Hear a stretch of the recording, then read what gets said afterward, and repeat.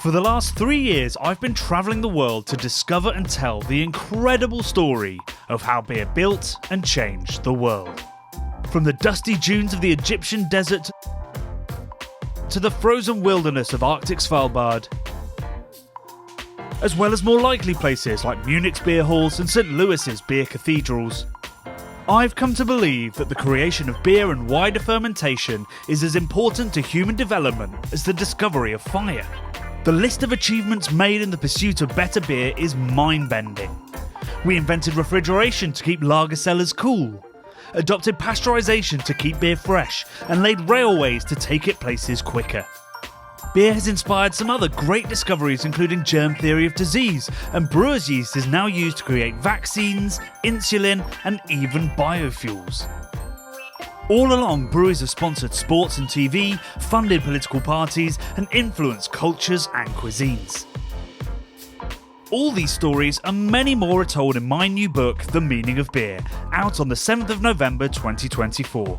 Buy your copy today, right after you watch the second of our two-parter about how two men looking into the curse of sour beer ended up changing the world.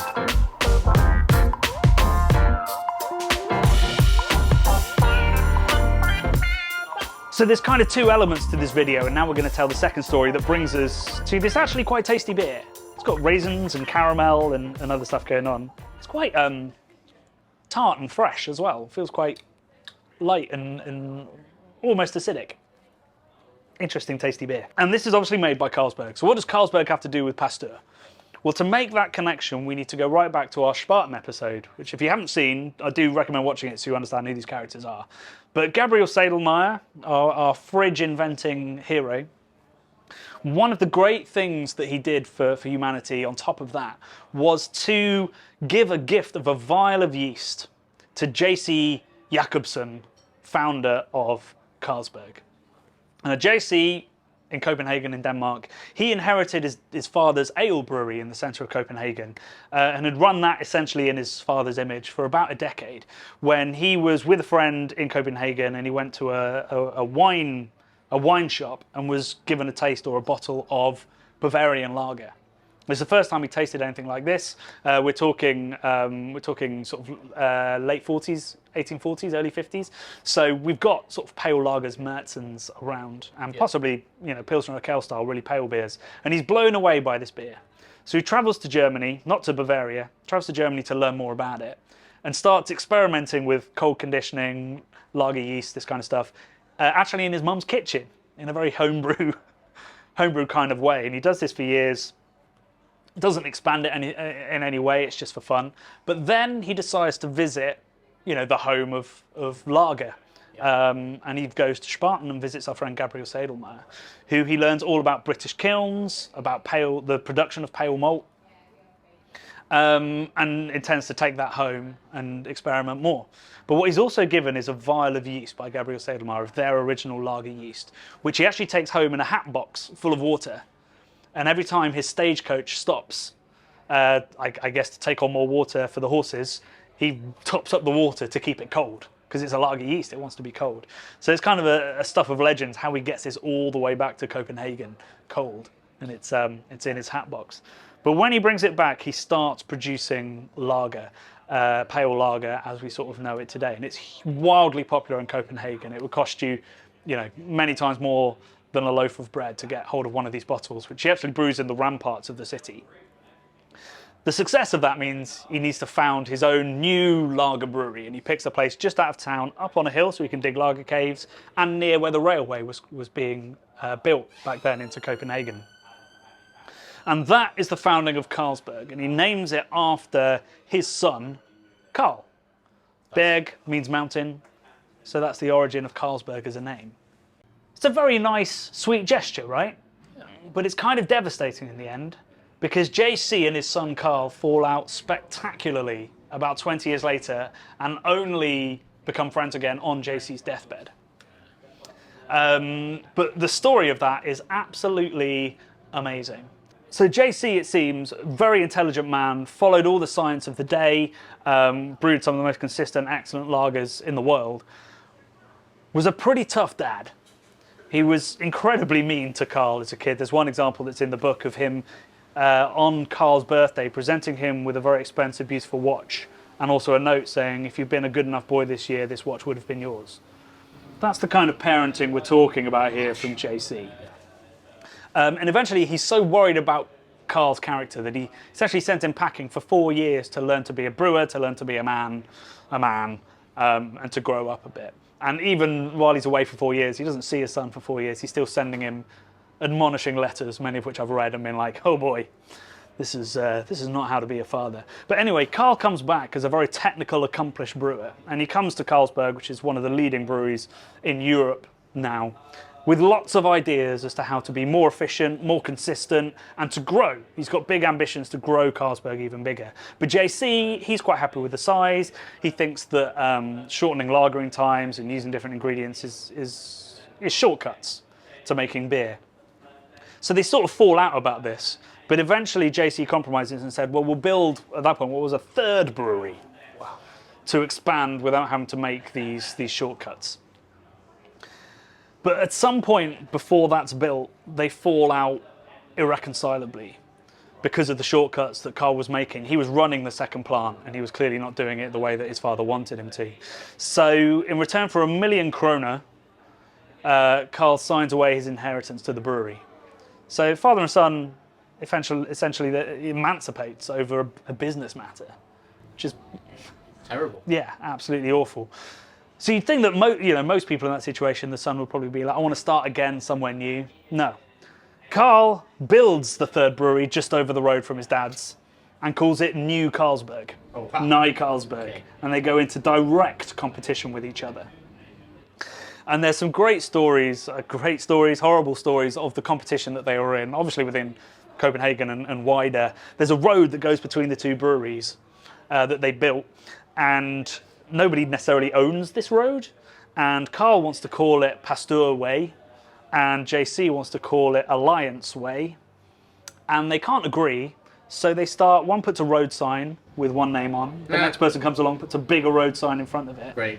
Literally childish tit for tat is a fair way of putting it. And we know about this because the diary of a lab worker writes about it and calls them crazy people. And this lab worker, thankfully, has bigger worries because his name is Emil Christian Hansen, and he is busy taking Louis Pasteur to task over his erroneous conclusions about the nature of yeast and infection. So Emil, as we'll call him, he had a horrible dad as well. And there's some, again, amazing and horrible stories about Emil's upbringing. But essentially we end up with a very mistrustful, incredibly hardworking, desperate to prove himself man. Born the same year as Carl, goes through years of essentially being homeless, but gets a job as a tutor, then starts studying at university, and then gets this job at Carlsberg, using a microscope, looking at the quality of the beers under the microscope, all inspired by Pasteur, essentially. All of this work is happening in a place called the Carlsberg Laboratory, which was founded by JC, a great lover of science. He'd met Pasteur and lots of the great scientists of the day and liked to have them around for dinner, like socialite kind of dinners and stuff like this. And so this laboratory was set up with the idea that anything that was discovered there would not be kept secret. And there's this big, as you walk into this laboratory, it's still there, on the main staircase, there's this big image of like the laboratory in full flow, and underneath it has those words in Danish. So he was working on essentially the sickness of beer, checking on the quality of the beer. And in the very early 1880s, the beers of Copenhagen start getting sick. So Tuborg and lots of the smaller breweries that were around then start getting off beer that tastes gnarly. But it doesn't taste gnarly in a sour way. It doesn't taste the same as, say, Pasteur was experiencing in the wine regions in England. So nobody can work out what is causing this.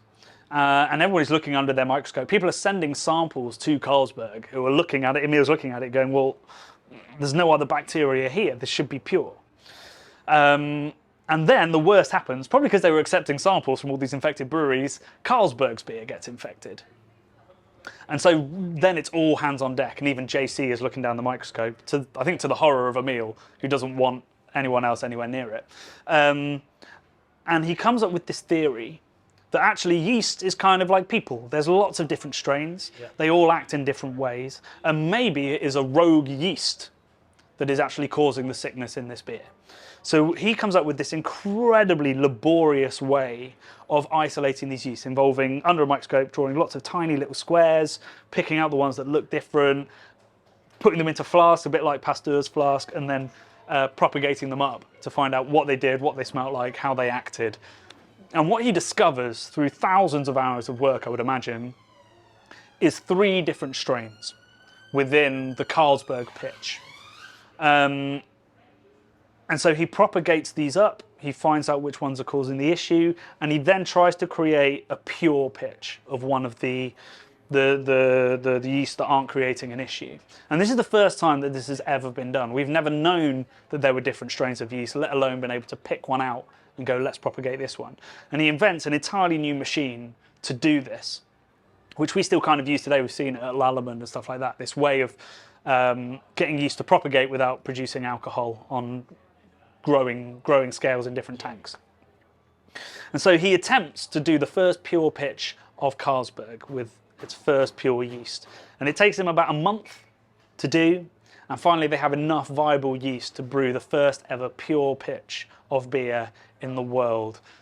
12,000 years after we first brewed a beer. And what we have in front of us is the yeast that he propagated. So this is from 1883, the year that he propagated that yeast, and that is what we're tasting here.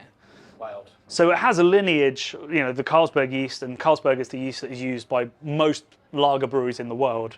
Most of them are offsprings of that yeast, but this is as close as we can get to the yeast that was fermenting back in 1883 at Carlsberg. What do you think of it? Caramelly.